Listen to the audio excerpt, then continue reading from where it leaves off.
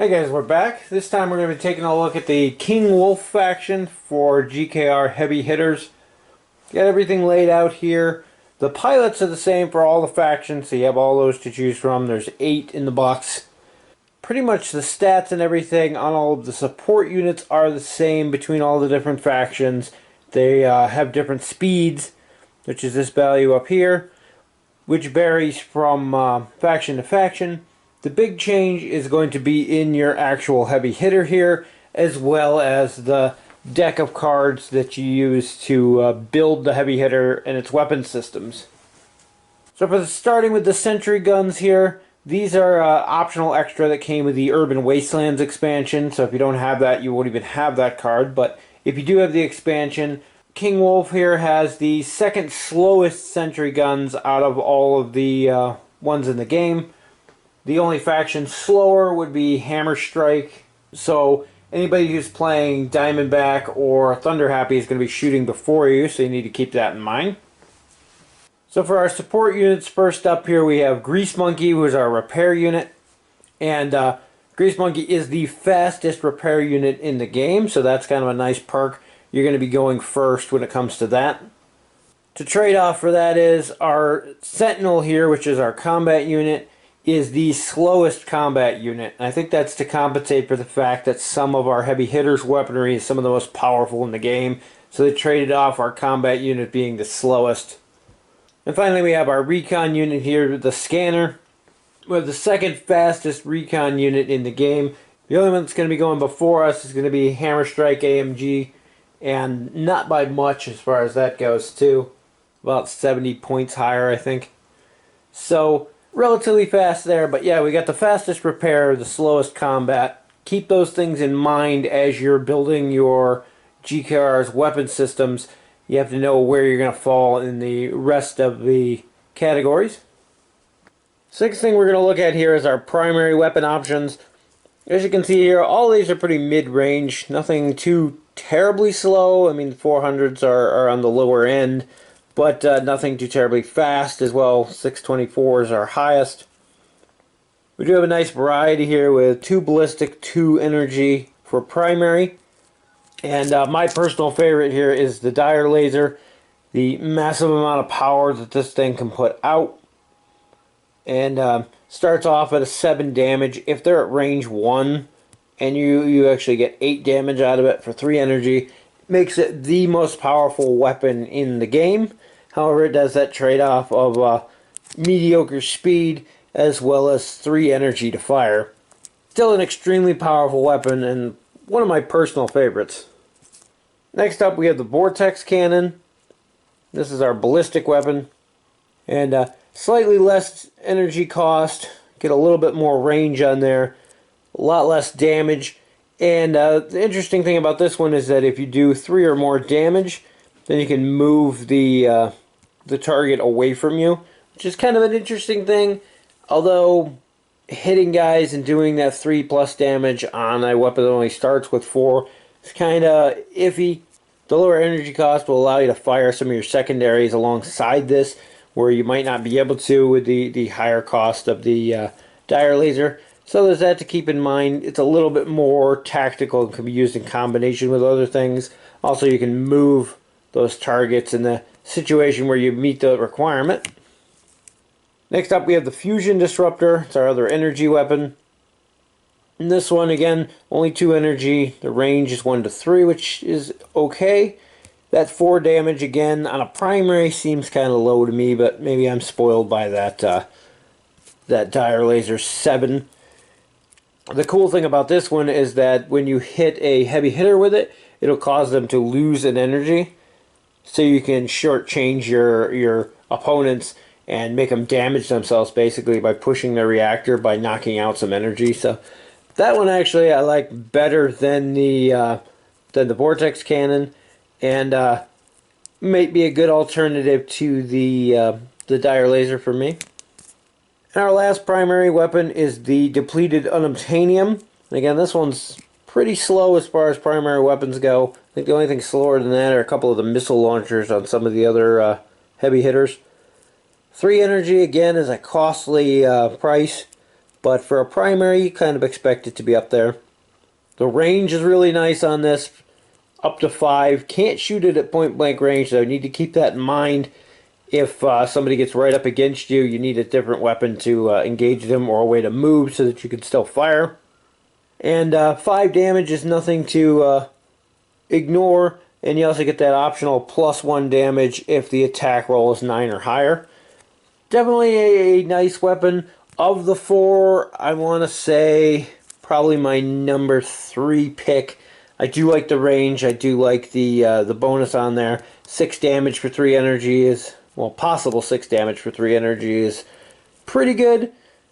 I'm still going to lean heavily towards the dire laser for my choice of weapons out of these sets, and probably the fusion disruptor second, then the depleted unobtainium, and then the vortex cannon last. You do get to pick one of these 4 primary weapons when building your heavy hitter per battle.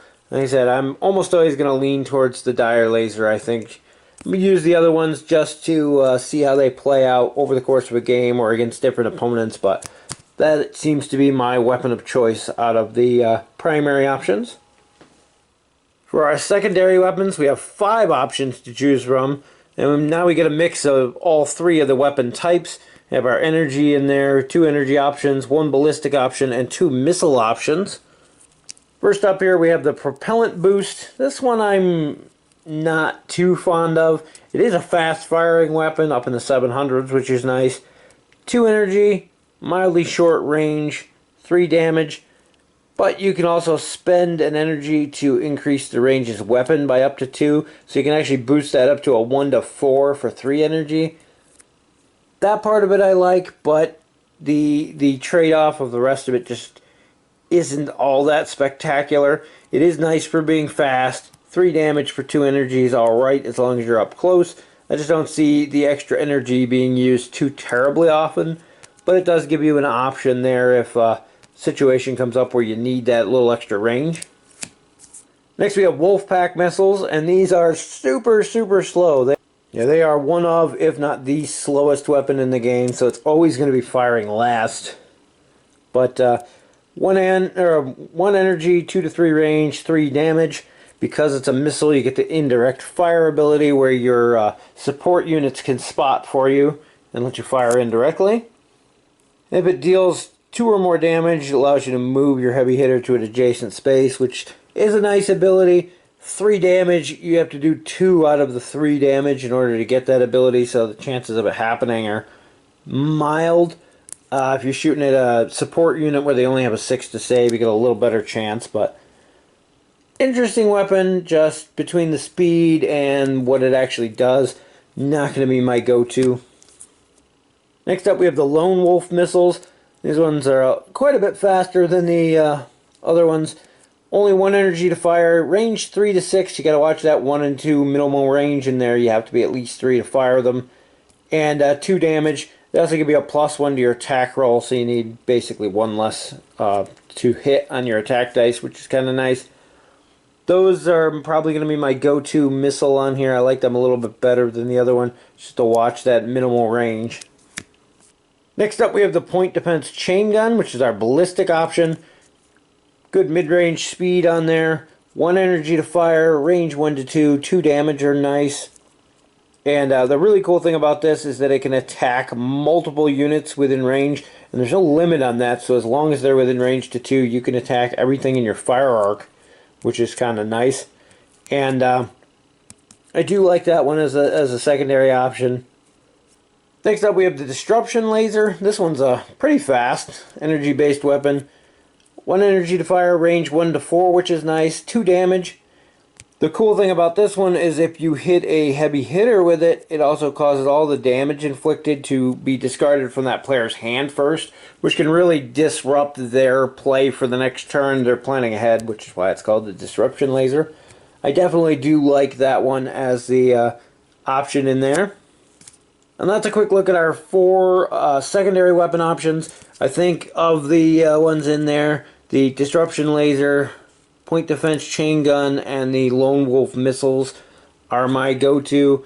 The Wolfpack missiles and the Propellant Boost are kind of lower on the totem pole for me, though. The 3 damage on the Wolfpack missiles can be nice. We kind of hit or miss between the two missiles. The speed really kills the Wolfpacks for me, but definitely be taking one of these two on my heavy hitter as my secondary choice, and I'm not sure what else. Maybe just go with those two, but the get to pick 2 of the secondary weapons when building your unit, though. Now, with the trade-off of our primaries having such nice damage and things, our orbital weapons are extremely slow. We have the slowest orbital strike and the second slowest orbital shock.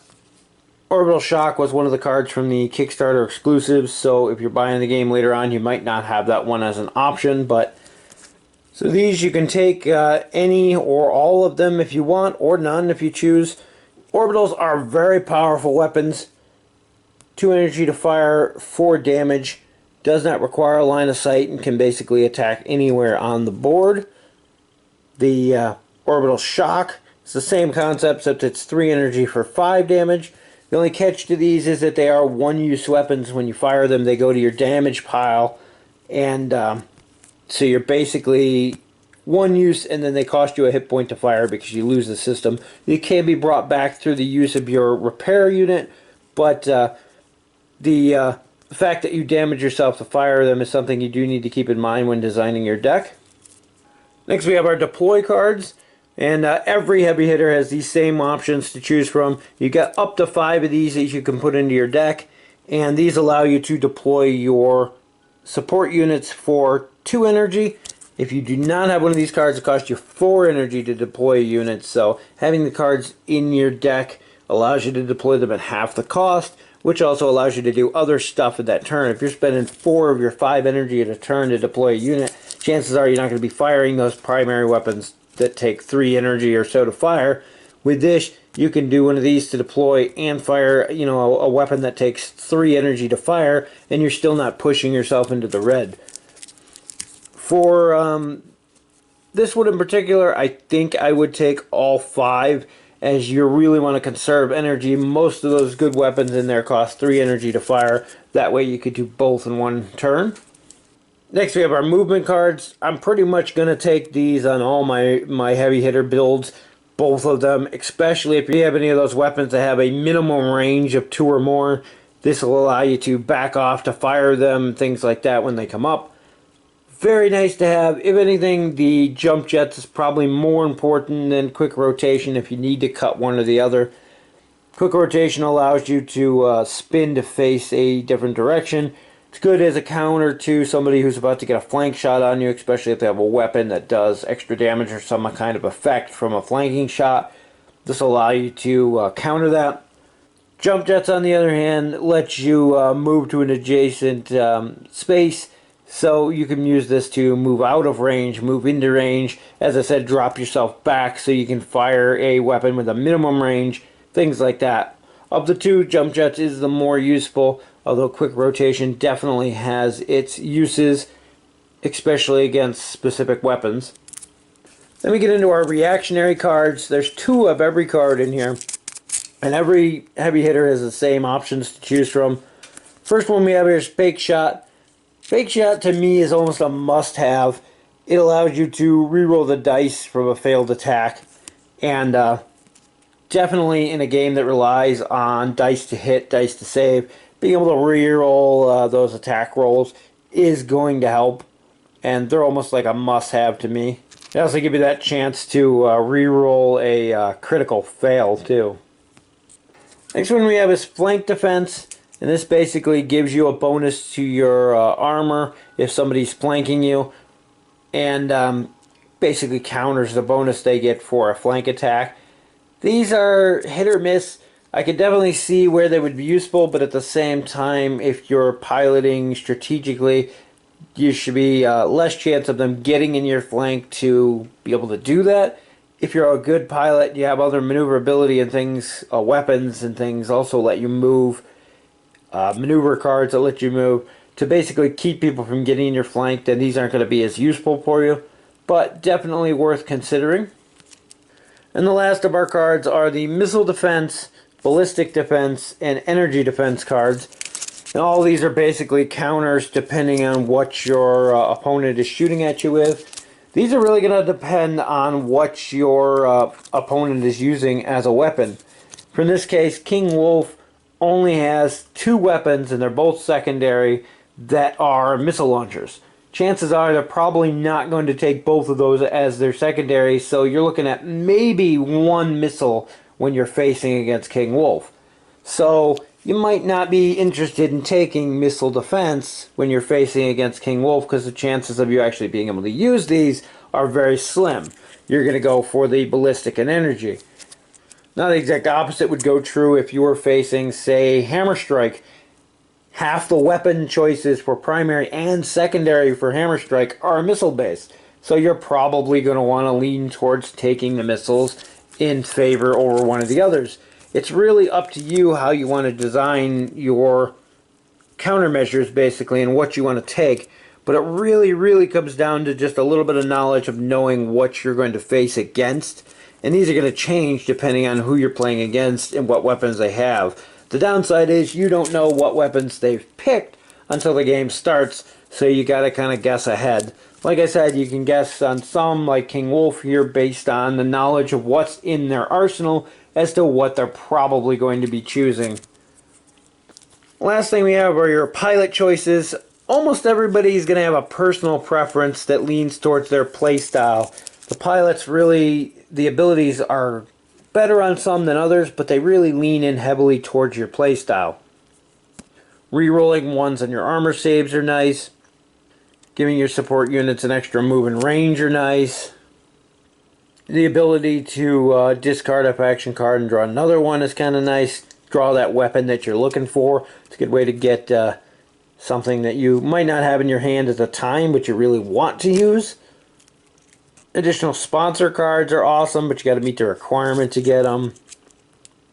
Deploying costing less energy is probably more important on someone like King Wolf, where our primary weapons cost 3 on pretty much all of them for the good ones. So you really want to conserve as much energy as possible. Again, conserving energy when moving. This allows you to move 1 space basically for free, 2 spaces for 1 energy, and so on. Let you conserve that little bit of extra energy to make sure you can power those heavier weapons. Being able to look at your cards and decide pretty much how you're going to take your damage will let you get rid of cards that aren't being used at the time while holding on to the ones you really want to keep. And allowing you to move guys around can get you so you can get into position to tag things or even get better shots off in the upcoming turns. As I said, most of these are going to be personal preference depending on your play style. Sure, there are some that are going to work better for certain heavy hitters. In this case, the ones I pointed out, anything that conserves energy is going to be helpful for King Wolf here because of those high cost energy weapons. Of course, you can never go wrong with some of the other ones, the extra sponsor cards, being able to reroll armor saves, things like that, are useful on any heavy hitter. Anyway, that is a quick look at the King Wolf faction for GKR heavy hitters. And it's probably my favorite of them so far. I've only played 2 games now. One with the King Wolf here and the other one with Diamondback. I do like some of Diamondback's weapons, but King Wolf has been my favorite since the campaign for the Kickstarter was going on. That Dire Laser is just an awesome weapon, and it fits right in with my playstyle. Big cannon. Slow on most of everything else, except for that repair unit, which you're going to need because once you shoot somebody with that Dire Laser, things are going to start shooting back at you. So having that quick repair drone there to fix you back up after you start taking some hits is definitely a nice thing to have. Anyway, that's going to wrap it up for our look at King Wolf from GKR's Heavy Hitters. I hope you enjoyed the video. As always, thanks for watching, and we'll see you in the next one.